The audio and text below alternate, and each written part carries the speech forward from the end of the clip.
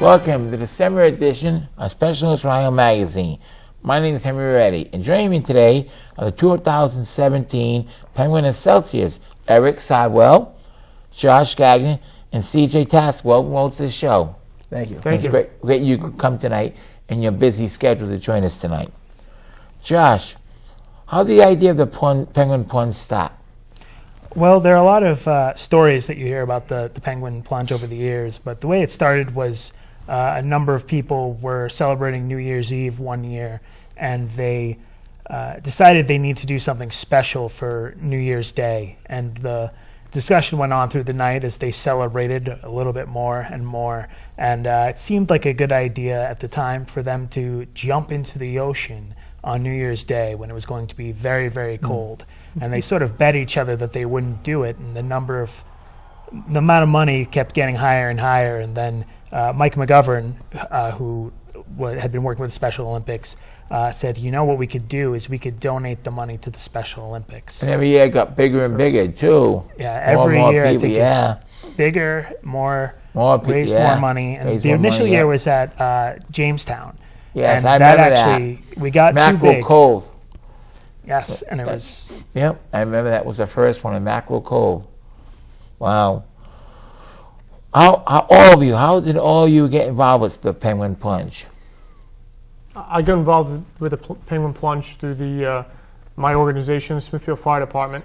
I've been a member for 8 years, and I've been jumping since my first year as a probationary.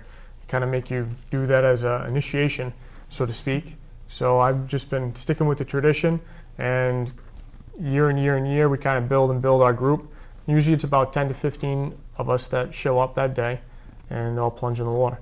How long have you been, Josh? I've been doing it only for about 5 or 6 years, but my uncle and I work the tent every year, so we actually tend to go in around 7 or 8 in the morning. So I'm very excited to go in at noon when I'm hoping. I've heard it's warmer then. So. And how long you for, Eric? I've been doing it for 4 years. I've been part of I'm a volunteer firefighter at Hopkinton Hills Fire Department, and I got involved when I joined the fire station.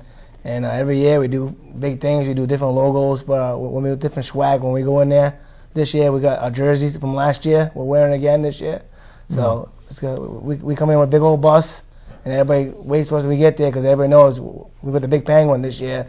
So yeah, I remember last year I was trying to blow it up, and the wind kept blowing it away. Yeah, blowing it away. Yeah. Yep. Is the Penguin Plunge open to everyone? Yes. That is great. And where will the plunge be held this year? Plunge is going to be held at Roger Wheeler State Beach in Narragansett. And what time? 12 o'clock sharp. All right. Is fundraising required at Penguin Plunge? How can people register? Well, the fundraising minimum that we do is $50. That gets you a T-shirt, and then as you raise more money, you get more incentives. And we're planning to have some good ones this year. You can register on First Giving, or you can go to the website, or you'll be able to register at the beach, and you can get your friends to come and register at the beach as well. Wow, that'd be great. Are you adding any new things to plunge this year? Well, you need to come and find out. Come and find out. That's good. How much money do you hope to raise this year? Last year we raised just over $90,000. This year we're hoping to break that $100,000 mark. I think it's an achievable goal. Seems year and year we kind of always supersede what we've done in the previous years. So in hopes that we'll do the same and we'll break that 100,000, kind of a good mile marker for the Special Olympics. And this year it's the 41st annual plunge too. Yes. That'll be nice, yeah, to raise that much. That'll be very well. Is there a website that people can go for information? It's going to SpecialOlympicsRI.org. Who should people call to? You can call the Special Olympics office at 349-4600, 4900. Yes. And just ask anybody, and they'll be able to help you out. That is great. Tell us again the date and location for the plunge again this year. It's Roger Wheeler State Beach in Narragansett, Rhode Island, and we'll be plunging at noon, but you can show up a little earlier. It'll be a good time. And there'll be stuff to buy there, and there'll be Absolutely. There's a It's always a bit of a party after. party. That'd be nice. It's a big old party. Everybody can come and join. I'll hang out. Yes. Well, thank you again. Wish you all Merry Christmas and Happy Thank you very Holidays. much. You Thank too. you. And we'll see you on January 1st at Watch Real Estate Beach. Absolutely. We'll be back with more Special Olympics Magazine after the exciting messages.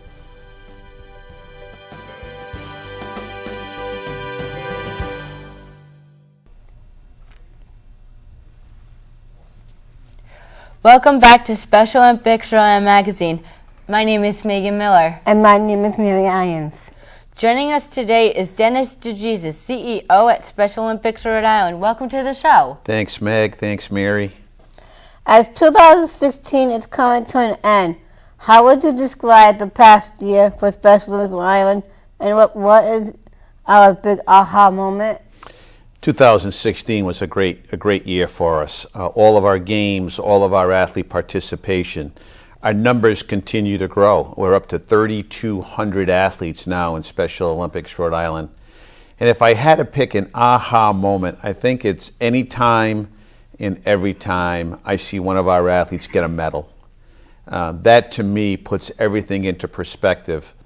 When our hardworking staff is putting programs together, when we're out fundraising and we're out doing development and events and we're all tired, I always start thinking about athlete medals and seeing an athlete share that medal with their family, maybe for the first time, is always an aha moment for me. It puts things in tremendous perspective. Can you share with me some of the highlights of the year from both program and fundraising events? I think on the fundraising end, we continue to exceed all expectations. We're reaching out to more and more corporations for corporate donations. Individual giving is up.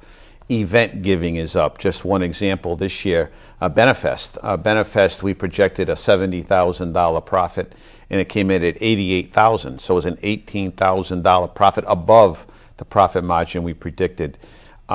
People throughout the state of Rhode Island really respond to Special Olympics and to our athletes. There's a genuine affection out there for our athletes and for the work that we do. So when we go out and fundraise, it kind of makes it easy because people respond to all the great things that we've done over the years, and that makes fundraising easy.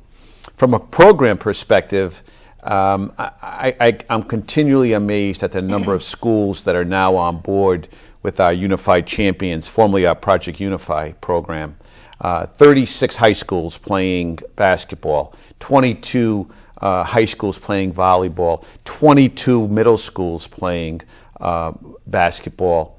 That program continues to grow off the charts. And I think the athletes who are participating on the school level will eventually join our community programs. So everything is very, very good at Special Olympics. 2016 was a fantastic year. And now it's time to enjoy the holidays, enjoy Christmas, and then start looking forward to 2017. So we're excited about what lies ahead for us as well. What your goals for this past year mean? What goals for 2017? Yes. Or 16? I'm Seven. sorry.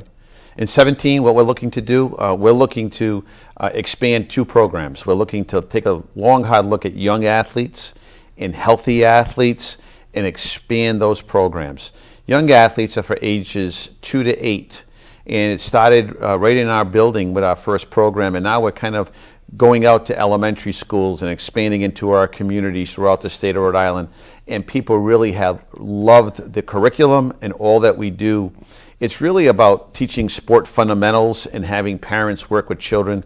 That's what young athletes is all about, getting them ready and prepared when they turn 8 years old to join one of our outstanding teams, like the North Kingstown team or the Wampanoag Warriors.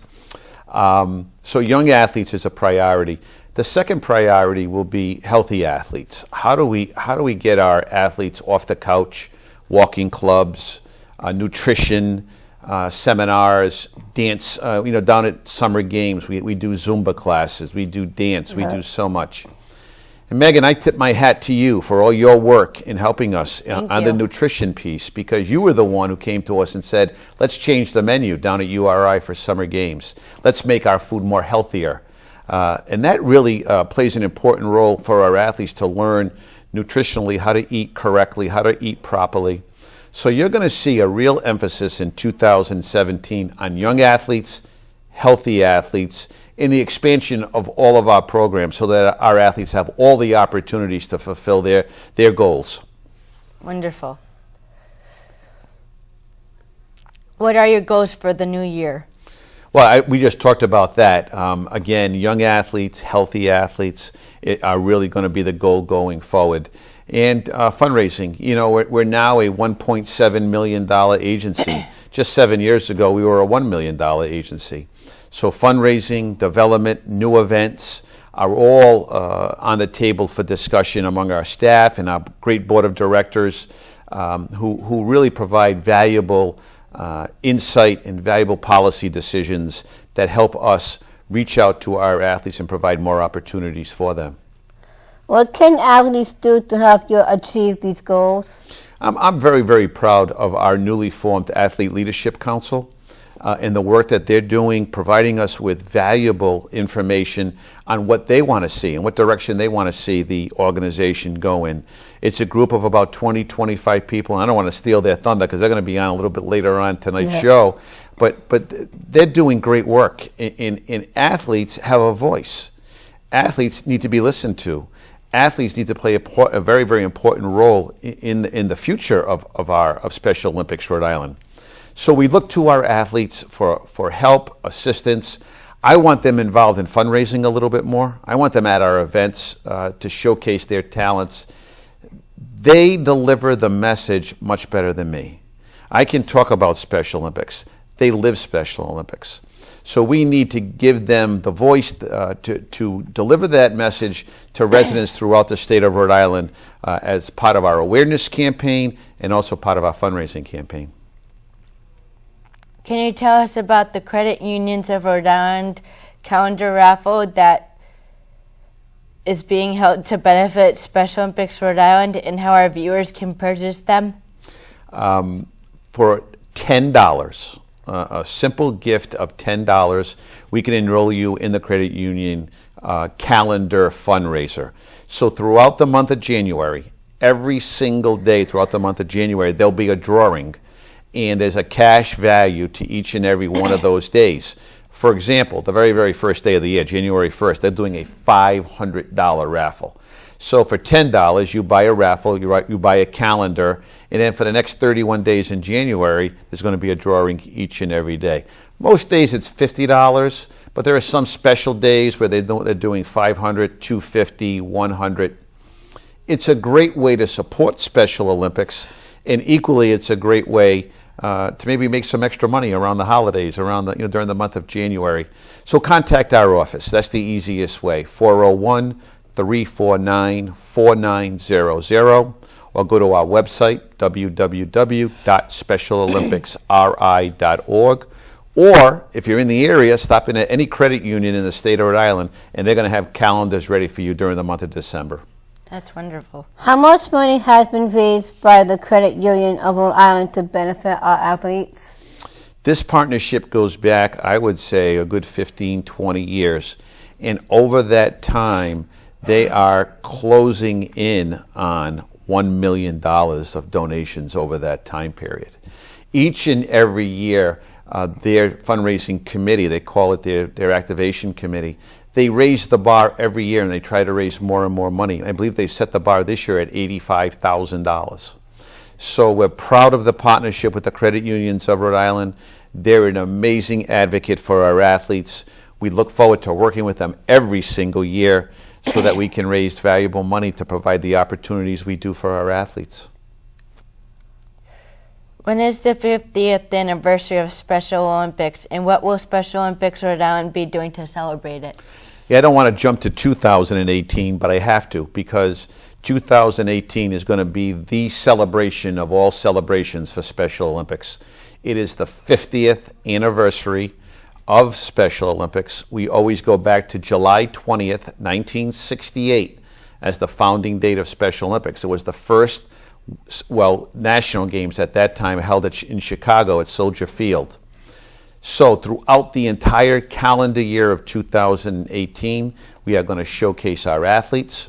We're going to do a campaign to raise more money, more awareness, and really highlight every single day in 2018 as we celebrate nationwide and worldwide, and of course within the boundaries of the state of Rhode Island, celebrate the 50th anniversary of the Special Olympics movement. So you go back to July 20th of 1968, that's when Eunice Kennedy Shriver kicked off the games and really began this fantastic movement that today is recognized in 140 countries throughout the world and over 4 million athletes participating.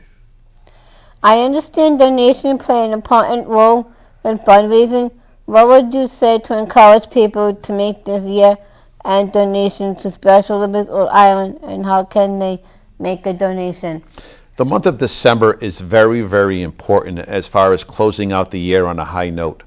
And I urge all of our listeners, I urge all the people who have supported Special Olympics Rhode Island in the past to think about a donation before year end and really put aside some money, make a donation to Special Olympics. There's so many ways to do it.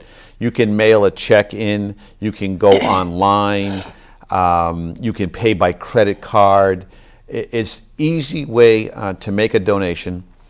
And again, we know, Megan, you know, Mary, you know, and I know that every dollar donated to Special Olympics goes to support the great athletes in our program. So we want to close 2016 with a bang, and we want to have people throughout Rhode Island say, I'm making a donation to Special Olympics Rhode Island as part of my year-end fundraising effort. Thank you for joining us tonight. Mary, you do great work. Thank you. Megan, thank you. I just want to wish everyone out in our audience a Merry Christmas, a Happy Holiday, and just nothing but a healthy and a prosperous 2017. We'll be right back right after these messages.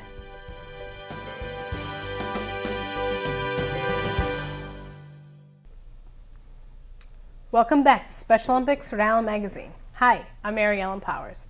Joining me now is Megan Miller, Bill Guy, and Michael Bullock, who are all members of the Athlete Input Council. Welcome to the show, you guys. Thank you. Thanks for having us. It's a pleasure to have you.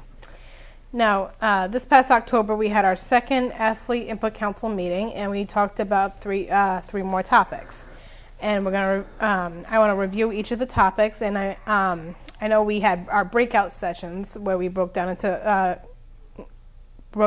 two groups. I know Megan, you and Mike were in the same group, and Bill, you and I were in the same group. So, if you guys could share your opinions on behalf of, you know, what you thought and what your group thought about each of the topics, just to fill in our viewers about, you know, how the athletes feel about what's going on. So the first question was, should there be more opportunities for athletes to serve in leadership roles on our committees, such as State Summer Games, Area Games, Torch Run, Fundraising, and Communications? Megan, would you like to start?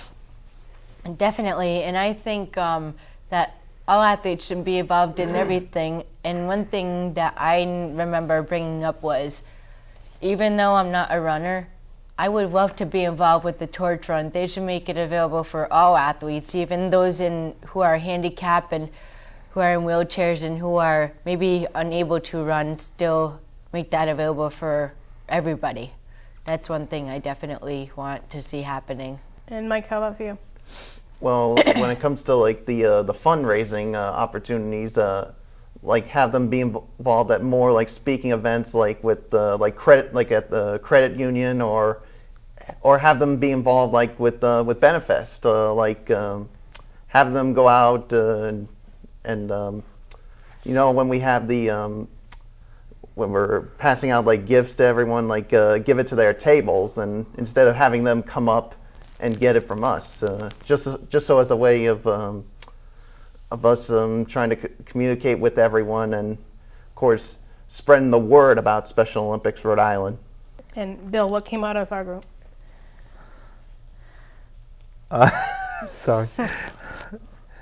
Well, the group we all agreed that all athletes definitely should have more of a role in getting involved in all the all the stuff that's out there. There are a bunch of great opportunities out there, but I don't know how many athletes actually are fully aware of it. Because there's so much to learn about, right? And we're a great teacher, so we can help them, right? Definitely. Now, the second topic was, what should the criteria be for selecting athletes to serve on committees? Megan, would you like to start? One thing that our group thought of, and this was another one of my ideas, is do a resume like you're getting a job. Do a bio of yourself and why we should have you on the committee. Why should we ask you to join our committee? So that way, when selecting new people, we have their bios, we have their information, how many years they've been involved with Special Olympics, have they volunteered at different places, where did they work, those kind of things, I think, make an important part of selecting certain people for the committees. Yeah, it really shows who they are, too, and it's like an interview process, right? Yeah, definitely. Good. Now, Mike, what did you take from it? Well, I would say it's pretty much the same thing like Megan said, since I was in that the same session with her, is of course, how long have you been involved with Special Olympics Rhode Island, and of course with all the events you do, and are you willing to take part in all the fundraising events and speaking engagements, whether it's, like I said, it's part of like a credit union event or other events that go on that involve Special Olympics Rhode Island. And Bill? Well, our group had also agreed with that they should put together like a resume type thing, just like as if they're applying for the board. Right. And wasn't there also discussion about what you must demonstrate to be on these committees? Yes. What was some of the things that came from that? You have to demonstrate flexibility and being involved with the team and being okay with your saying your opinion, but also being okay with other people's opinions. That's important, because we don't want someone just to say, oh, I don't agree with that, and start an argument. That's not what we want for these committees. We want somebody to be gung-ho right in there trying to make their voices heard, because that's the important part. Right. And do you guys remember any of the other suggestions for the criteria? I'm not quite sure. We want the people to be good leaders and to understand about all the different activities before they got involved in the committee and what the committee would entail. Right, and the communication must be a big key component, right? Like to be able to be that liaison between athletes from your teams to the input council and so on. And so you're, speaking on behalf of your team as a whole and not just yourselves, right? Yeah, exactly. I mean, speaking in front of, to represent your team, like I'm representing like my team, the East Providence Townies. I'm speaking on behalf of them. Right, and like what Megan said about like the difference of opinion, I'm sure you must get that from your teammates too. Like even though, like if someone from your team has something to bring up, but you don't agree on it, but you still need to take that initiative and share their thoughts, even though you might not agree, right? Yeah, Definitely, exactly. That's important. Right. Now the third topic was, should there be term limits for athletes serving on committees and programs such as the State Summer Games Committee, Special Olympics Rhode Island magazine? Megan? One thing that I definitely thought about was that we can't just stop doing what we're doing cold turkey. We need the people who have done the show for a while and who have been on the committees for a while to kind of be mentors to the new people and have them be with us for at least a year, maybe more, watching what we do and learning from us. And that way, when it's their time to either be on the show or be on the committee, they'll know what to do. They'll be ready and willing to be on the committee and be on the show and help be the voice for Special Olympics Rhode Island and for the committees and for the TV show. Yeah, I mean, I would want to be to still be around and be a mentor to someone who wants to obviously become the director of Special Olympics Rhode Island magazine. I would want to be right next to them and tell them oh, this is how this works with the camera and all that. I'm being a coach to them when it comes to taking over the role of Special Olympics Rhode Island magazine as a director or anything else. Just I want to be around with them until they feel very comfortable with what they're doing. And same thing with the State Summer Games Committee. If they want to become a member of the dance committee, I have to basically tell them you have to be at Keeney Gymnasium right before the dance to help set up everything for the dance. Yeah, so that's basically what I think should be when it comes to the term limits. Okay, and Bill? Well, I'd also like to agree with Mike, stick around and help teach people about the cameras. Now, what was the response like when everyone in each of our groups discussed this? Was everyone on board for it? Did people have concerns about it? How did everyone feel about it? In our group, there was a slight debate. Some people agreed, some people didn't. But then we talked out about how it would work and then talked about it being a training program where we sort of teach the people. Mm-hmm. And how about for your groups?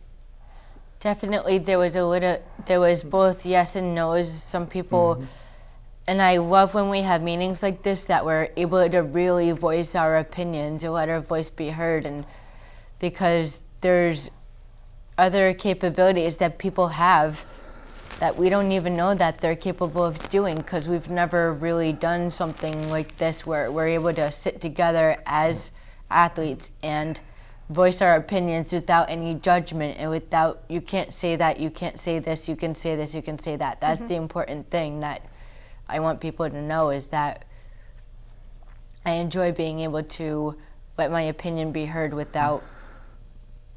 Right. Yeah, and I agree. I mean, it's I know there's some people that would say yes or no about it, but it's basically trying to bring up, it's part of a training program, having them be the next director or camera person for Special Olympics for Rhode Island magazine, or being the next member of the dance committee or any kind of committee when it comes to the state summer games. And the importance of being part of that committee. You have to attend all the different meetings, like the one that we have in May for the state summer games meeting. Right. And I know one thing that came out of the discussion was a key word, opportunity. Can either of you elaborate on that? We were talking about giving everyone the opportunity to experience all roles in parts of Special Olympics. Right. Yeah, and being there to help coach them to, like I said, be the next director or being part of the State Summer Games Committee. Right. Well, unfortunately, we're out of time, but thank you very much for joining me. Thank you. Thanks for having us. Thank you.